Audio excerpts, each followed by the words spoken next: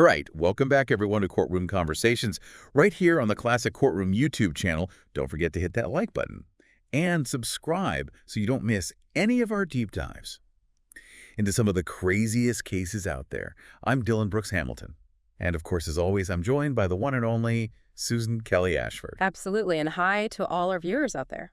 So today, Make sure you subscribe to Classic Courtroom. we are diving into a case that shows us that even what seems like a normal day in court can turn into absolute chaos. Yes. We are going to Las Vegas, where a sentencing hearing got very violent when the defendant actually attacked the judge. Yeah, a real reminder about how dangerous courtrooms can be, even for the people that are supposed to be protected there. Exactly. So let's get into what happened here.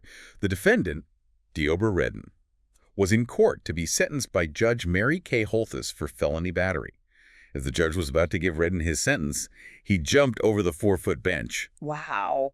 landed right on top of Judge Holthus, and grabbed her hair.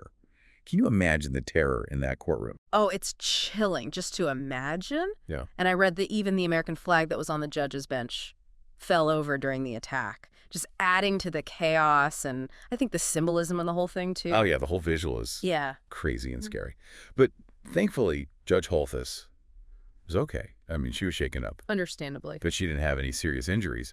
But Redden, he got 26 to 65 years in prison for attempted murder and other charges because of the attack. Wow, that is a long time. I mean, it just shows how serious the justice system is. Yeah. About protecting people in the courtroom. Yeah, and here's where the case gets a little more complicated. Okay. Redden actually pleaded, guilty but mentally ill.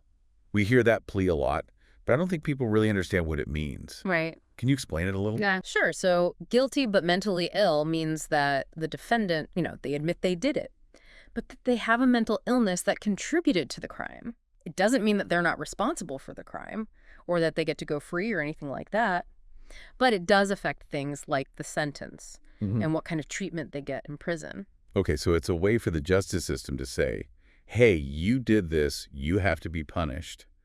But we also understand that your mental health played a part in this. Exactly. It's trying to find that balance between punishing the crime and getting people the mental health help they need. So interesting how the law tries to deal with human behavior. It is really complicated. And mental illness. Those things aren't always black and white.